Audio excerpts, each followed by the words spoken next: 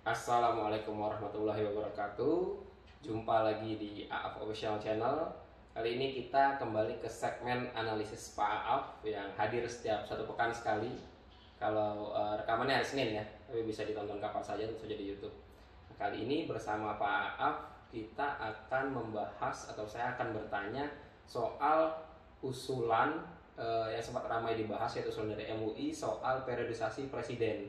Nah, MUI mengusulkan agar presiden itu, terlepas ini tidak jadi dibahas di Munas MUI ya, tapi MUI mengusulkan agar satu periode presiden itu di Indonesia itu 7 sampai 8 tahun, tapi satu periode saja, jadi nggak boleh maju lagi untuk mencalonkan diri di periode kedua. Nah, kita mau tanya ke Pak Aaf nih, kalau menurut Pak Aaf usulan MUI yang tadi saya sampaikan itu bagaimana Pak? Ya, jadi karena ini sebagai satu usulan ya, karena siapa saja baik pribadi maupun lembaga ya boleh mengusulkan kepada lembaga negara, dalam hal ini nanti kalau misalnya kepada lembaga MPR ya, jadi paling tidak mungkin diwacanakan dulu ya. Ya, diwacanakan MUI. Ya, nanti kayaknya wacananya mandek ya, tidak begitu didukung ya.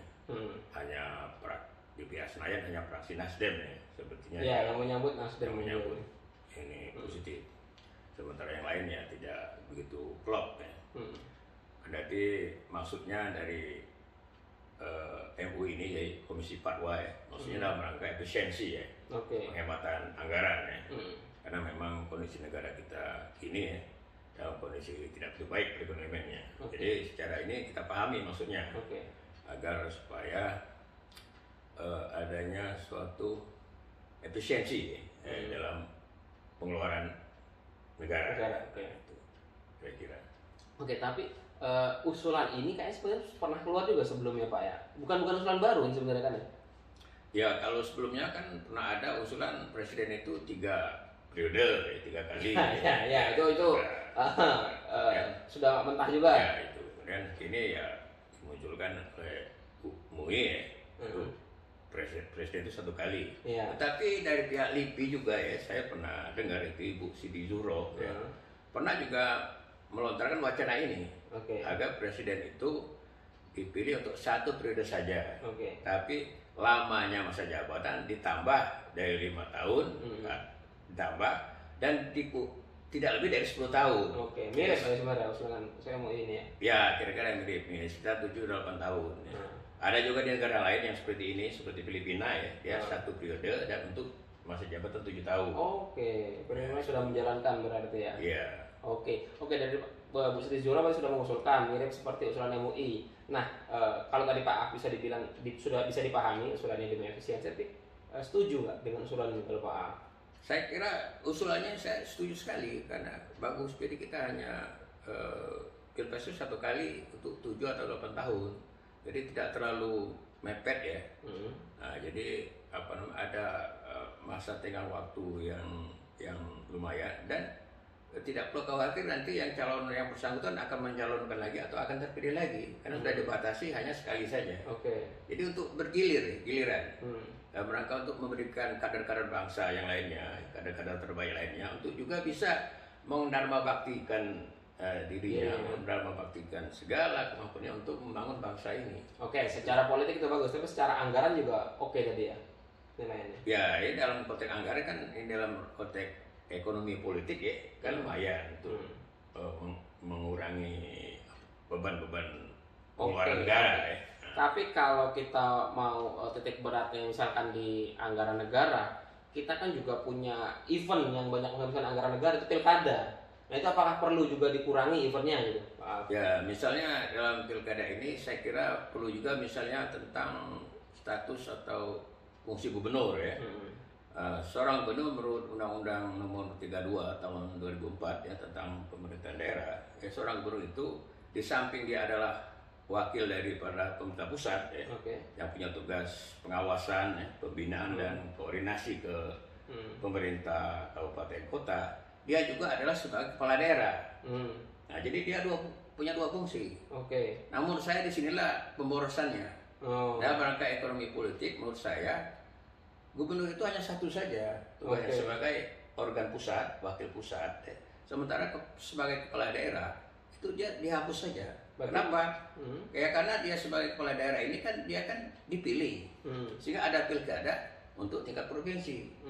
Nah ini kan menguras anggaran juga. Oke. Nah, kalau lantas bagaimana tugasnya sebagai apa namanya kepala daerah? Bisa diteken oleh fungsinya sebagai gubernur. Itu saya kira bisa jadi di samping dia sebagai fungsi koordinatif, bisa juga menerima konsultasi dari daerah, dia punya fungsi pembinaan, punya fungsi pengawasan, dan apabila dianggap perlu untuk memberikan perintah kepada pemerintah daerah Di bawahnya gitu. Bawahnya kabupaten kota, dia bisa mengatasnamakan pemerintah pusat. Oke. Yaitu mengatasnamakan presiden, dia bisa memerintah ke. Oke, berarti Pak Ab simpelnya mengusulkan pilkada tingkat 1 dihapus saja. Bukan pilkada tingkat 1, pilkada provinsi. Lah provinsi ya, tingkat 1 kan itu. Nggak ada istilah tingkat 1 lagi kalau Oh iya, pilkada provinsi dihapus, lalu gubernur dipilih oleh presiden gitu. Dia gubernur ditunjuk oleh presiden.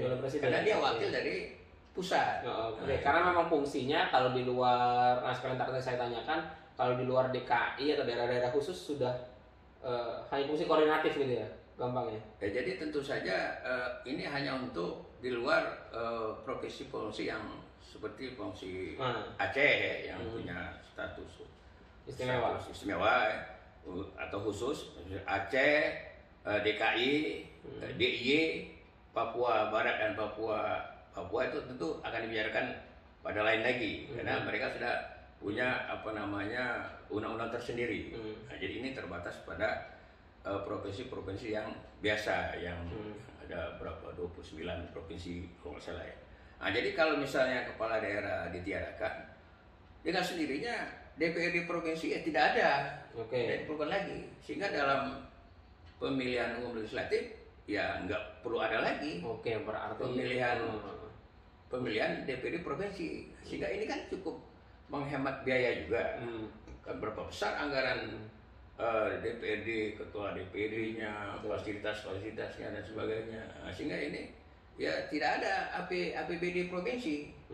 Sementara gubernur nanti ditanggung oleh APBN.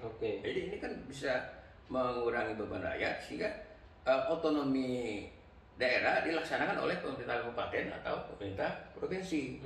Jadi pilkada tetap ada di pemerintah kabupaten atau pemerintah kota. Bukan di pemerintah provinsi. Sudah tidak lagi. Nah, kemudian DPRD kabupaten kota juga tetap diadakan pemilihan. Jadi titik tekannya pada pemerintah kabupaten dan pemerintah kota. Nah, ini maksudnya dia untuk signifikan saya kira penghematan anggaran anggaran keuangan daripada kita gitu. Ya. Dan usulnya sebenarnya sudah digulirkan, sudah pernah digulirkan belum atau saya nggak mendetek isi sampai mana gitu? Ya pernah dulu kalau nggak salah pada waktu menyusun yang undang-undang nomor 32 itu, tapi kayaknya waktu itu ya tidak begitu direspon ya itu ya. Sekarang ini barangkali karena kondisi perekonomian kita menuntut adanya efisiensi, saya kira baik saja. Karena saya kira cukup sebagai gubernur dia mampu mengkoordinasi daerah-daerah atau kabupaten dan kota sehingga terlaksana juga pemerintahan di daerah itu. Jadi gubernur nanti berada di tengah sebagai penghubung antara pemerintah daerah ke pusat dan pusat juga ke daerah. Itu menurut saya. Siap. Menarik usulan dari Pak Af dan analisis soal pemilihan presiden tadi. Sampai di sini usulan pembicaraan kita, mudah-mudahan bisa menginspirasi ataupun didengar sehingga menjadi wacana yang dibahas lebih serius di tingkat pihak yang berwenang. Sekian dari Af Official Channel. Assalamualaikum warahmatullahi wabarakatuh.